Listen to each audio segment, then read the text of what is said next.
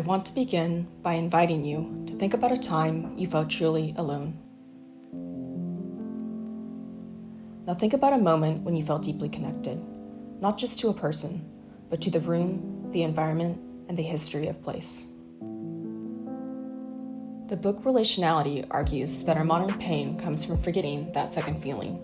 The authors argue we are imbued with political realism, then demoralized by the state of things. Furthermore, contemporary analysis does not offer an adequate understanding of what is possible. Instead, they suggest we are in relationship with the future, the present, and the stories we tell about them. By designing relationally, they argue we can create with awareness that we are in webs of relationships with numerous human and non-human entities alike. Contrary to dominant narratives of the design profession, they frame designing as a verb, a process, and open-ended imagination.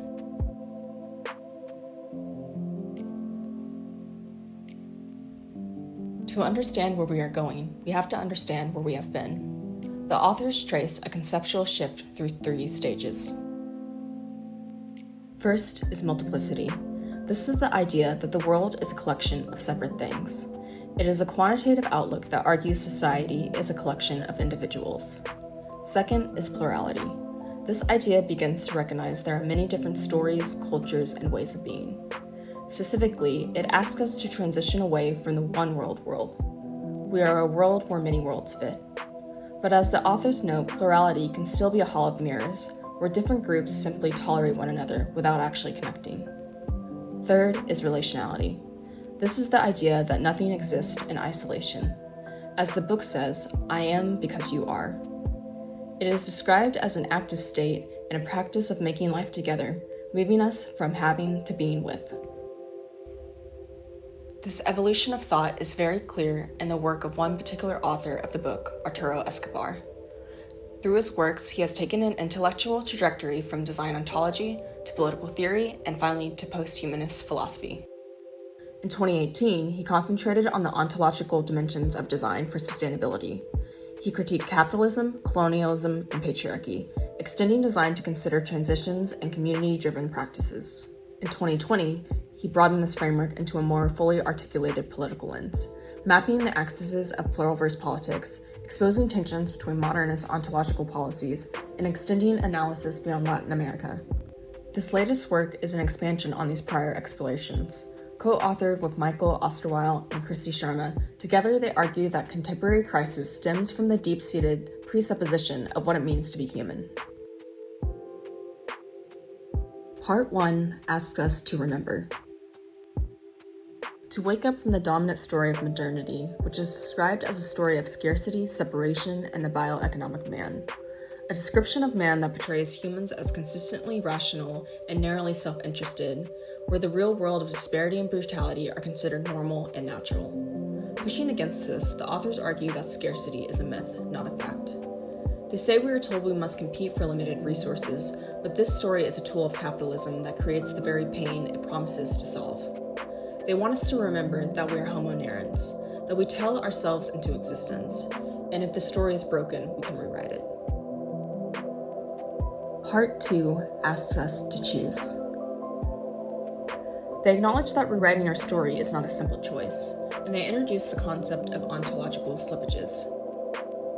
When we try to build a relational world, we will inevitably slip back into old patterns, like judging things as purely good or bad, or falling back into individualism.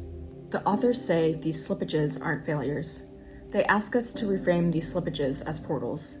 They are the messy, uncomfortable moments when we realize we are transitioning between stories, an awkward in-between space we must build the capacity to navigate. Part 3 asks us to remake. This is where they ask us how design changes. They implore us to move from object-oriented design to life-centered designing. They highlight examples like the Zapatistas, who envisioned a world where many worlds fit, and prison abolition, which seeks to undo a society that maintains oppression through punishment. These policies and movements are based on the practices of radical inclusivity. They ask us, how do we build systems where harm is addressed through healing and community, not punishment and disposal? It's about designing for the pluralverse with a relational framework.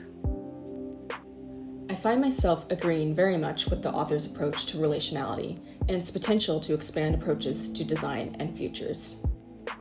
From a general futures perspective, relationality emphasizes the importance of positive images of the future or shared cosmovisions.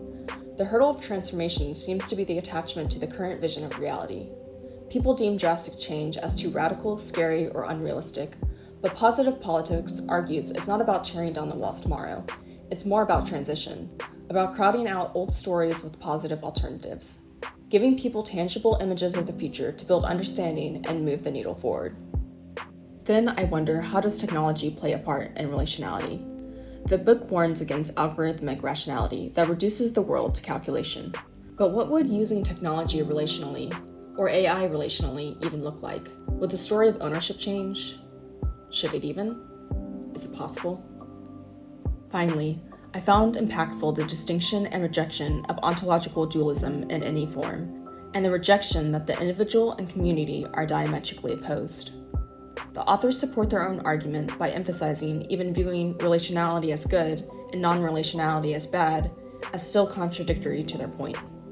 So if the pandemic reminded us how much we have outsourced the work of making life, the portal is the question, what kind of work makes life?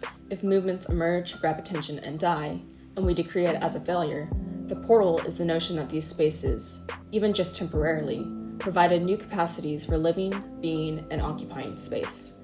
And finally, we are called to remember, we decree the system and advocate for change that is long overdue. Yet when the system ensnares the people we loathe, we may feel a sense of satisfaction. Again, remembering, choosing, and remaking around the recognition that disposability might be our most villainous concept. So the portal is the denial of virtue signaling and moral superiority, and the invitation of rupture and repair. One concern and critique are how to continue to ensure relationality is not a purely cognitive or merely theoretical exercise, but an actual premise that is embodied in spirit and practice. This brings me to the quotidian futures framework, the futures we live without thinking about them. Relationality suggests these habits align with the stories we made for ourselves, the stories we have embodied without supposedly thinking about them. I wonder how these quotidian futures move from thoughtless futures with embedded stories of our anticipatory needs of survival and belonging to becoming an embodied reality. How are these thoughtless futures revelations to our slippages or portals to our anticipatory needs when they shift into awareness? Then how do these stories recapitulate endlessly as we continue to restory our lives? And then on the notion of crafting experiential encounters with the future. A relational design approach would mean leaning into the impact that transition design can provide. It also suggests encounters use Emergent to explore co-creation through stories and performance. And depending on the archetype explored, one can leverage encounters to help participants safely explore dominant narratives of slippage or emerging stories of portals. Specifically, an argument for collapse, where collapse is often seen as a negative trend exploration, the portal is realizing its capacity to help us imagine the implications of involuntary dismantlement and the dissolution of existing structures around them. One of my biggest takeaways is the idea of the awkward way. The authors say the path forward isn't a straight line of progress. It looks like slowing down, making mistakes, and being comfortable with uncertainty. It is a notion I have yet to embody. We are trained to want clear rules, rubrics, and definitive answers. But relationality demands we sit with the groundlessness of the situation. So they leave us with an important question. In a world that demands we have the right answer before taking the first step, are we brave enough to design in the slippage, to trust that the messiness of getting it wrong is actually the only place where something new can grow?